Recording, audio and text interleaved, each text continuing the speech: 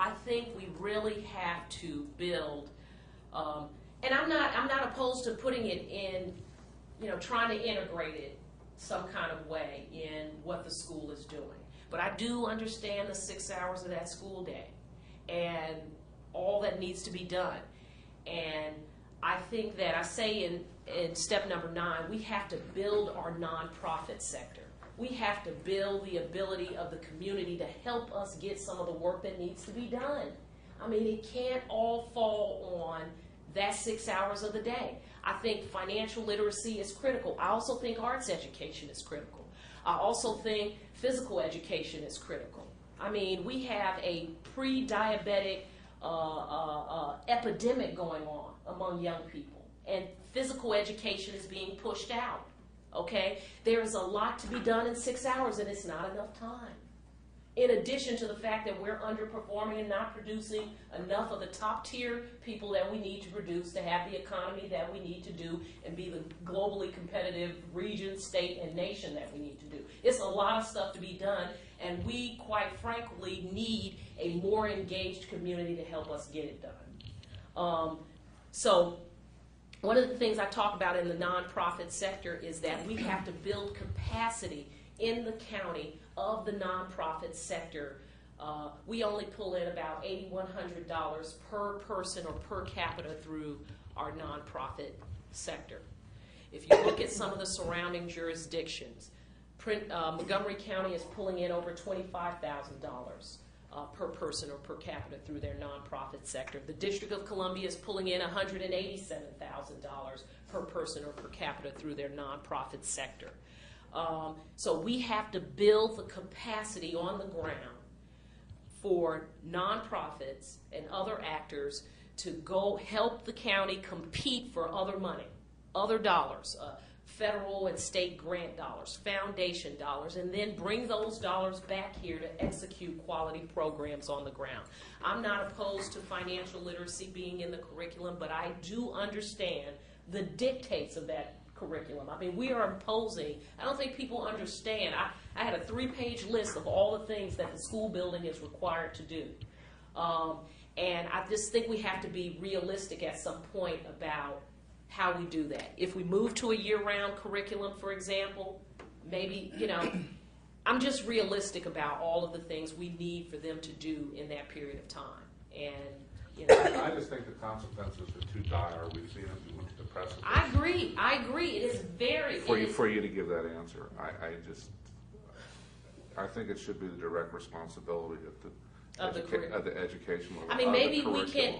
We are supposed to teach our children to become contributing adults to our society and better our society. Absolutely. I do agree, but is it all on the school building? No, of course it's not. I mean, that's where the whole thing is going. Right. I mean, we're is failing it all because on the that family 6 hours unit is not doing its job. I mean, but see, and I listen. I've supported everything. But the family unit doesn't necessarily have those skills either. Right. And that's the disconnect. You have to do it at the school level. And I mean, can we do it on the school property as an extended day program? I think you require it as a class. At the high school level? I would think so at the high school level. Well, I supported the 2 bills that have come before us in the state legislature on financial literacy. So, I recognize... Well, I would urge you to take leadership in regards to that. I mean, and I'm open to taking leadership. It's the question of how it gets accomplished. And I would tell you that the school boards and the State Department of Education, they're just resisting more requirements in that period of time. I mean, that's probably why more curriculum mandate. And not to say that it wouldn't happen, and not to say that I wouldn't support it. I'm just trying to have a discussion with you about all that we are asking that building to accomplish in 6 hours, plus all of the discipline issues.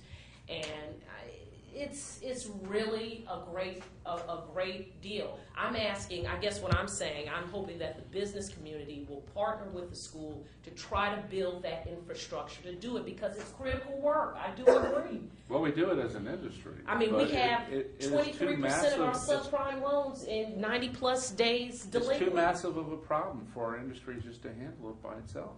Okay. I'm willing to work with you on that, for sure. Clarifying question, though, is how much input, oversight does the county executive have on the school system and its curriculum? None. Yeah. So that's not where the leadership needs to take place. Well, I'm not going to debate with you, but I'm going to say the county executive takes leadership, whether they can make the decision or not, but they take leadership decisions in regards to the issues that may cross over to the school districts. I think the school system, it is true. I mean, it's a superintendent and school board question. That's why I say the school boards, the superintendents, the State Department of Education is resisting more mandates. I will tell you that. And